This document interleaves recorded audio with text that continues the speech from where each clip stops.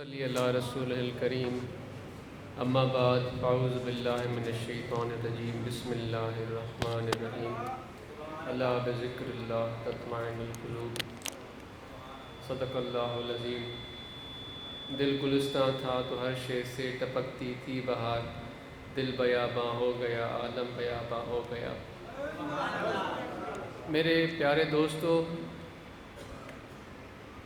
میرے پیر کے غلاموں، الحمدللہ اگر آج ہم سب یہاں جمع ہوئے ہیں، یہاں ایک دوسرے کو دیکھنا، ایک دوسرے کو دیکھ کر خوشی محسوس کرنا، محبت محسوس کرنا، دل میں ایک جوش محسوس کرنا، یعنی کہ اس طریقے سے کہا جائے کہ شاید وہ ایک پریشانی والے عالم میں بھی کوئی رہا ہو، مگر جب اس وقت ہم یہاں بیٹھے ہیں تو جیسے وہ سب تکلیفیں بھول گئے ہیں۔ وہ صرف اور صرف میرے شیخ اس کا ذریعہ بنے، ان کی توجہات کے وسیلے، ان کی نظر کرم، ان کے فیوز و برکات کے وسیلے سے، ورنہ کتنے کہاں سے آئے، کون کہاں سے آئے، ہم کیسے چل کر یہاں پہنچے۔ اگر یہ سب ممکن ہوا تو حضور قبلہ عالم محبوب سجن سائیں دامت برکاتہم عالیہ کی وجہ سے، ان کے طفیل، ہم سب کا یہاں ایک اکٹھا بیٹھنا، ایک آج اس مقام اور رتبے پر پہنچا کہ ہم ایک دوسرے سے محبت اور شفقت والا تعلق محسوس کرتے ہیں۔ تو میرے دوستو، جس طرح میں نے قرآن کریم کی آیت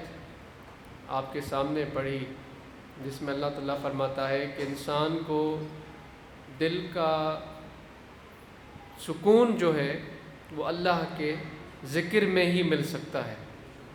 خدا کی یاد میں مل سکتا ہے۔ تو ہم مسلمان ہیں،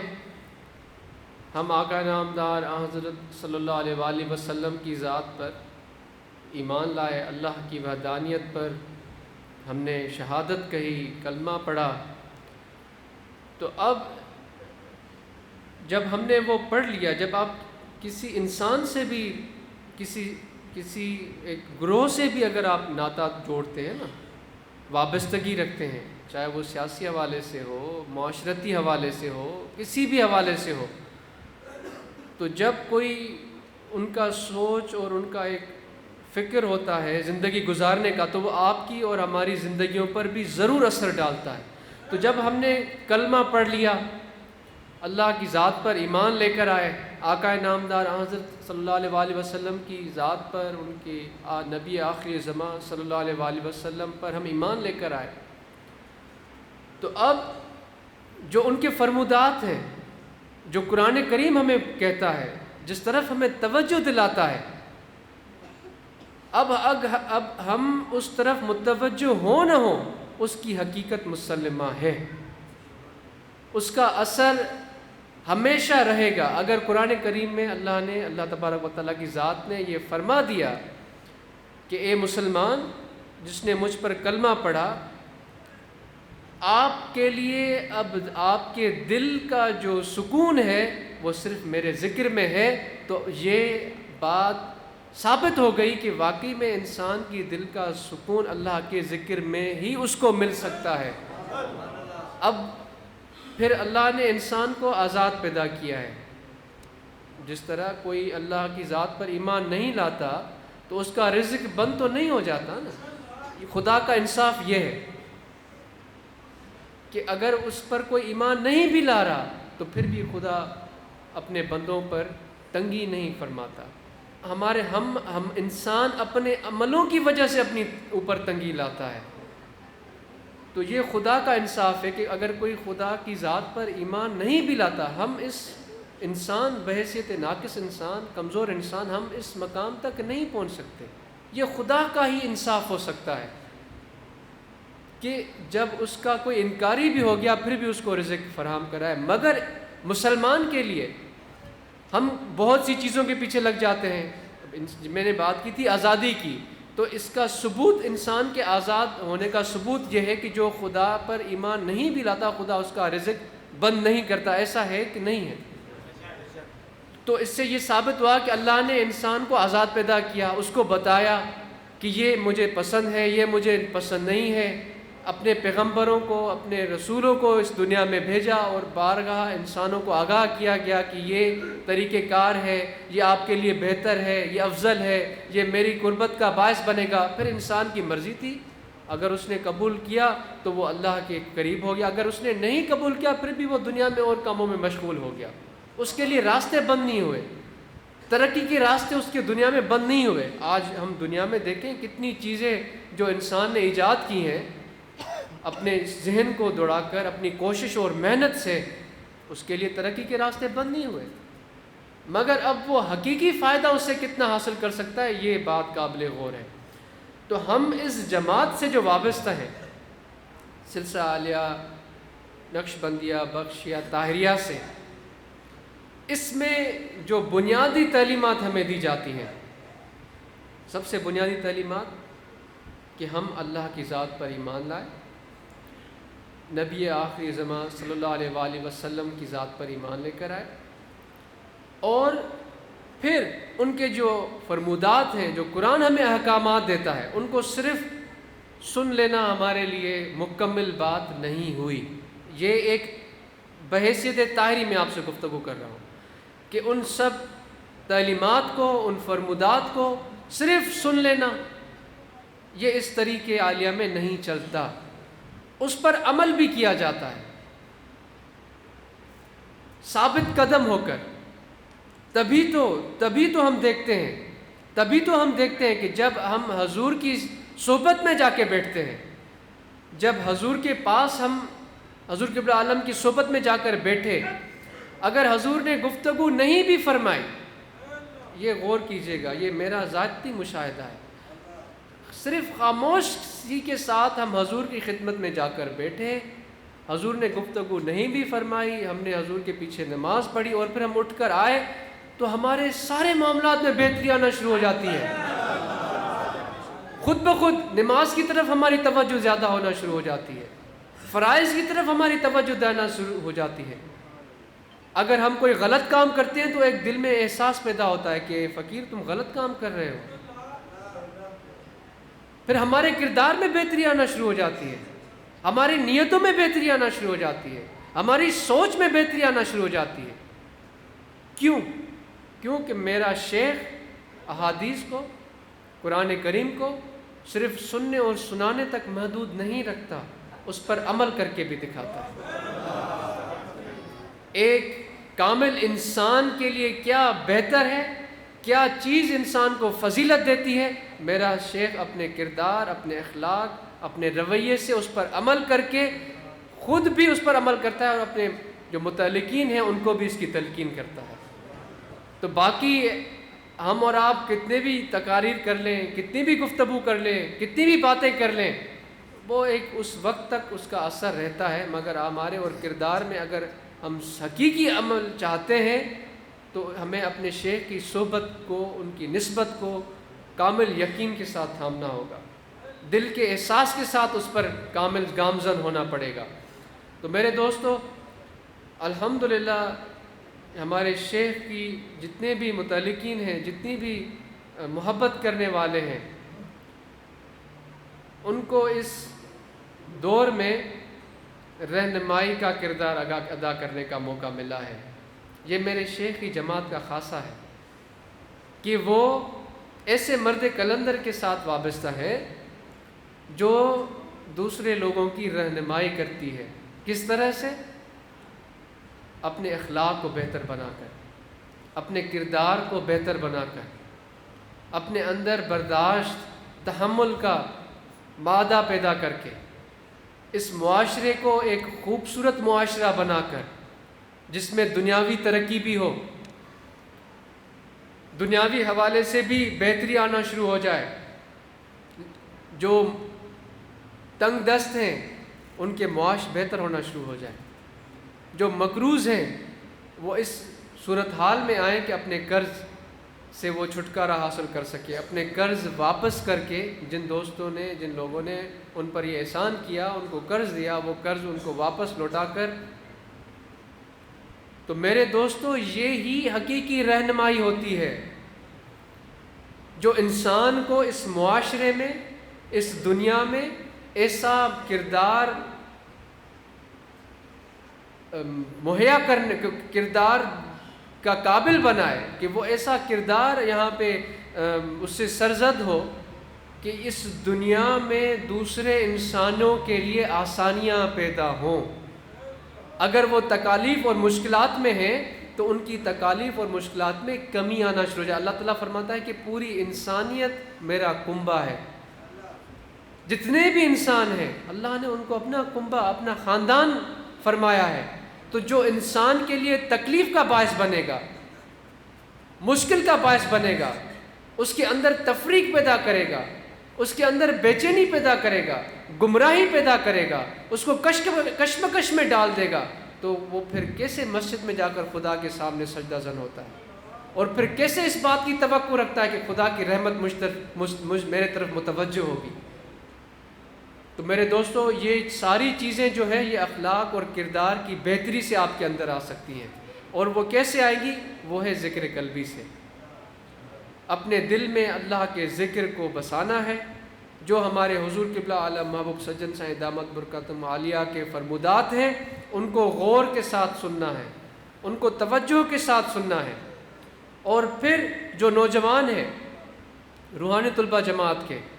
آپ کے لیے ایک یہ بہترین موقع ہے کہ آپ اس معاشرے میں اپنا لوہا منوا سکتے ہیں،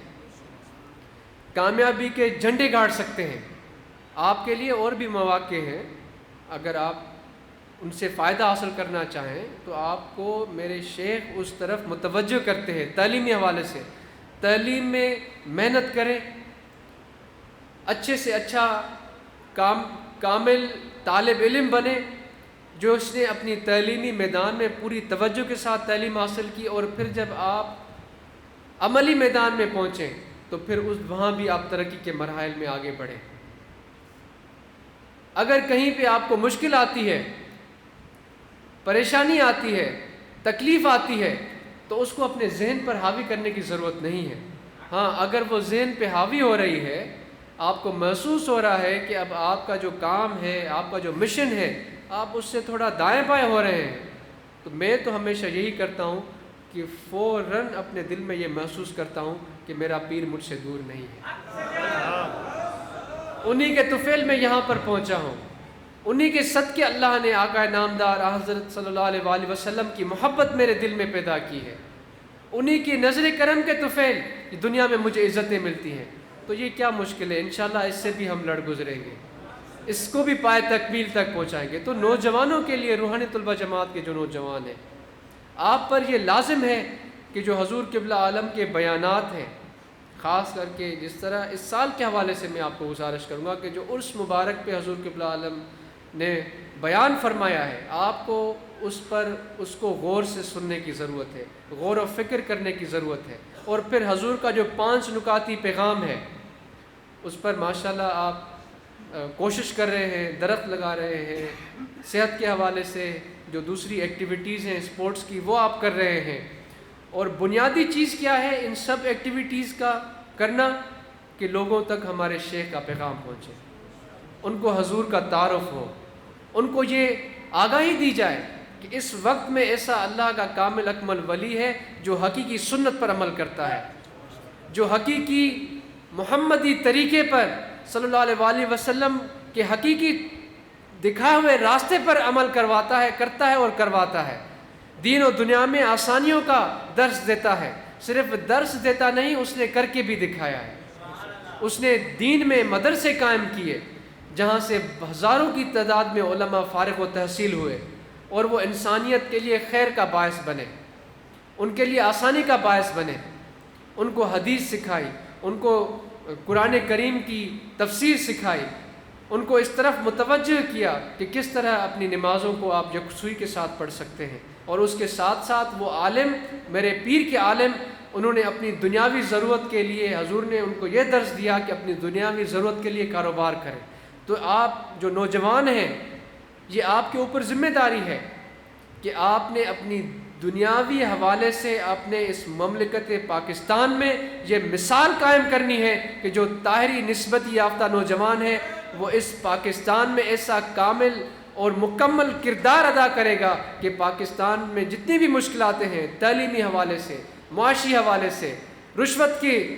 بازار گرم ہے، ناانصافی کا بازار گرم ہے، لوٹ مار کا بازار گرم ہے، غریب کے جیب سے پیسہ نکل کر امیر کے جیب میں جا رہا ہے اور غریب کو پتہ بھی نہیں لگ رہا، اور غریب دن بدن غریب ہو رہا ہے، اور پھر بھی امیر کے منہ سے کبھی بھی یہ گفتگو نہیں ہوتی کہ میرے پاس الحمدللہ بہت ہے۔ ہمیشہ جس کے پاس دولت ہے اس ملک میں اس کی دولت میں دن بدن اضافہ ہو رہا ہے، اور ان کی زبانوں پر ہمیشہ یہی ہے کہ ہم تکلیف میں ہیں، ہم پریشانی میں ہیں۔ تو میرے دوستو، میرے شیخ جو ہیں وہ غریب کو غربت سے نکالیں گے۔ کس طریقے سے؟ جس طریقے سے آقا نامدار حضرت صلی اللہ علیہ وآلہ وسلم نے صحابہ کو تجارت کا ذریعہ بتایا تھا۔ جب مہاجرین ہجرت کر کے مکہ سے مدینہ آئے، وہ اپنے سارے مال و اسباب مکہ میں چھوڑ کر آئے تھے، کچھ بھی نہیں اپنے ساتھ لے کر آئے تھے، تو میرے آقا نے ان کو تجارت کا طریقہ سکھایا۔ وہ ایسے تاجر بنے کہ انہوں نے مدینہ میں بیٹھ کر اس مدینہ منورہ کو ایک ایسا دنیا کے لیے معاشی حوالے سے ایک بہترین مستحکم شہر بنایا کہ کوسوں کوسوں دوسرے شہروں سے قافلے لے کر آتے تھے جو مدینہ سے تجارت کرتے تھے۔ اس علاقے کو جس کو پہلے بیماریوں کا گڑھ کہا جاتا تھا، اس کو میرے آقا نامدار حضرت صلی اللہ علیہ وآلہ وسلم نے تجارت کا گڑھ بنا دیا، خیر کا گڑھ بنا دیا، جس سے کدورتیں دور ہوئیں، جہاں سے بدگمانیاں دور ہوئیں، جہاں سے خیر کے راستے شروع ہوئے، جہاں سے بہترین اخلاق کی تعلیمات شروع ہوئیں، اور وہ پوری دنیا میں پھیل گئیں، اور انہوں نے انسانیت کو حقیقی انسانیت کے قریب کیا۔ اور آج بھی دربار عالیہ الہ آباد شریف سے وہی سنت کا درس دیا جاتا ہے جو میرے آقا نامدار حضرت صلی اللہ علیہ وآلہ وسلم کی حقیقی سنت ہے۔ تو نوجوانوں، آپ سے یہ گزارش ہے، جو میرے پیر کے فرمودات ہیں ان کو یکسوئی سے ان پر غور و فکر کریں، اور اب دنیا میں اس ملک میں آپ نے اور ہم نے یہ ثابت کرنا ہے کہ اگر اس ملک کی خیر خواہی، اس ملک کی ترقی میں کوئی خلوص نیت سے، خلوص کے ساتھ، کوئی سچے دل کے ساتھ کوئی کردار ادا کر سکتا ہے تو وہ میرے شیخ کا تیار کیا ہوا نوجوان ہے، جو خود بھی ترقی کرے گا، اس ملک کو بھی آگے لے کر جائے گا۔ کس طرح ایک سچا افسر بن کر، کس طرح ایک بہترین ڈاکٹر بن کر، کس طرح ایک بہترین سائنسدان بن کر، کس طرح ایک بہترین فوجی بن کر، کس طرح ایک بہترین پولیس والا بن کر، یہ سارے میدان آپ کے لیے کھلے ہیں۔ جہاں پہ آپ کا دل کرتا ہے آپ جائیں۔ میں آپ کو آج اپنی دل سے، میرے دل میں یہ احساس ہے، آپ کو یہ میرے شیخ کے توسل سے یہ بشارت دیتا ہوں کہ جس بھی میدان میں آپ جائیں گے کامیابیوں کے جھنڈے گاڑیں گے آپ انشاءاللہ۔ تو آخر میں ذکر کا طریقہ عرض کیا جاتا ہے کہ یہاں بائیں جانب انسان کا دل ہے، ہمیشہ اپنے دل میں یہ خیال رکھیں کہ آپ کا دل ذکر کر رہا ہے اللہ اللہ اللہ اللہ۔ اور جتنے بھی دوست ہیں آپ وفود کی شکل میں نکلیں اور حضور کے پیغام کو عام کرنے کی کوشش کریں۔ اور الحمدللہ مرکز نور الاسلام وہاڑی میں آ کر ہمیشہ خوشی ہوتی ہے، جتنے بھی دوست ہیں یہاں پر بیٹھ کر ان کو دیکھ کر، ان کی کوششیں سن کر، ان کے کام کو دیکھ کر الحمدللہ دل سے دعائیں نکلتی ہیں۔ اور ماشاءاللہ آپ میرے شیخ کی تعلیمات کو عام کر رہے ہیں، دن بدن آپ آگے نکل رہے ہیں، اور میرے شیخ کی توجہات کو آپ دن بدن دن دگنی اور رات چگنی ترقی سے حاصل کر رہے ہیں۔ اللہ تعالی ہم سب کی محرومیوں کو دور فرمائے۔ میرے شیخ کی رضا، ان کی توجہات ہی ہمارے لیے کامیابی کا اور کامرانی کا باعث بنے گی۔ کیونکہ شیخ کی رضا میں آقا نامدار حضرت صلی اللہ علیہ وآلہ وسلم کی رضا ہے۔ کیونکہ آقا نامدار حضرت صلی اللہ علیہ وآلہ وسلم کی رضا میں ہی اللہ کی رضا ہے۔ تو آپ نے اپنے شیخ کی تعلیمات پر عمل کرنا ہے۔ آپ کا اخلاق اور کردار اتنا اچھا ہونا چاہیے، اتنا اچھا ہونا چاہیے کہ آپ جب اٹھ کر بازار میں جائیں تو جتنے بھی بازار میں انسان ہیں، آپ کے کردار کا، آپ کے اخلاق کا اثر ان سب پر ہونا چاہیے۔ آپ کے دل کی، آپ کی نیت اتنی خالص ہونی چاہیے، آپ کے دل کا احساس اتنا خالص ہونا چاہیے کہ جتنے بھی انسان آپ کے ارد گرد ہوں ان کے اندر ایک سکون والی کیفیت پیدا ہو جائے. تو یہ ذکر سے ہوگی اور اپنے شیخ کے تصور سے ہوگی. آپ نے جاری و ساری رکھنی ہے اور آگے ہم نے دین میں بھی ترقی کرنی ہے اور دنیا میں بھی ترقی کرنی ہے انشاءاللہ. تو اللہ تبارک و تعالیٰ آپ سب کو استقامت نصیب فرمائے, ہم سب کو اپنے شیخ کی محبت میں فنایت نصیب فرمائے, اور آقا نامدار حضرت صلی اللہ علیہ وآلہ وسلم کی توجہات, ان کی فیوز و برکات, ان کی نظر کرم کے ہم محتاج ہیں, اور ہمیں ان کی محبتیں, ان کی عنایتیں میسر ہوئی ہیں تو میرے شیخ کے وسیلے سے میسر ہوئی ہیں. اللہ تعالیٰ اس میں ہمیشہ برکت عطا فرمائے, ہمارے دلوں کو یکسوئی عطا فرمائے, اور جتنی بھی مشکلات ہیں ان میں آسانیاں فرمائے. تو سب کے لیے دعا ہے کہ الحمدللہ رب العالمین والعاقبۃ للمتقین والصلاۃ والسلام علی سید الانبیاء والمرسلین. اے میرے پروردگار, ہم سب کا یہاں جمع ہونا قبول فرما, ہمارے دلوں کو اپنے ذکر میں مشغول فرما, ہمارے پیر و مرشد کو خضری حیاتی عطا فرما, ان کا سایہ ہمارے اوپر ہمیشہ سلامت رہے, ہمارے پیر و مرشد کے پیغام کو دنیا کے کونے کونے میں ہمیں عام کرنے کی توفیق عطا فرما. اے میرے پروردگار, جن کی مشکلاتیں ہیں ان کی مشکلاتیں آسان فرما, جو بیمار ہیں ان کو شفا عطا فرما, جو ہمارے پیارے اس فانی دنیا سے گزر گئے ہیں ان کے درجات بلند فرما, جو مقروض ہیں ان کے قرض کو دور فرما, ہمارے پیر و مرشد کی جماعت کو دن دگنی رات چگنی ترقی عطا فرما, ہمارے دلوں سے کدورتوں کو دور فرما, ہماری نیتوں کو خالصتاً تیری رضا کے لیے بنا. صلی اللہ تعالی علی خیر خلقہ و نور عرشہ سیدنا و مولانا محمد و علی آلہ و صحبہ اجمعین. آپ نے فرائض میں پابندی کرنی ہے, نماز میں پابندی کرنی ہے, رمضان کریم کی آمد ہے تو اس میں اس بار آپ نے لوگوں کے لیے آسانیوں کا باعث بننا ہے. تو لوگوں کو محبت عام کریں, ان میں پیار عام کریں, ان کے لیے خوشی کا باعث بنے, نہ کہ ان کے لیے تکلیف کا. تو رمضان کریم میں خصوصاً آپ نے حضور قبلہ عالم کے لیے دعائیں کرنی ہیں, ہم سب کے لیے دعائیں کرنی ہیں, اور ہماری بھی آپ کے لیے دعائیں کہ اللہ تبارک و تعالیٰ اس ماہ صیام میں جو عبادتیں ہوں گی اس میں اللہ تعالیٰ خلوص سے نیت عطا فرمائے اور ان کو قبولیت کا شرف عطا فرمائے. جزاکم اللہ خیرا.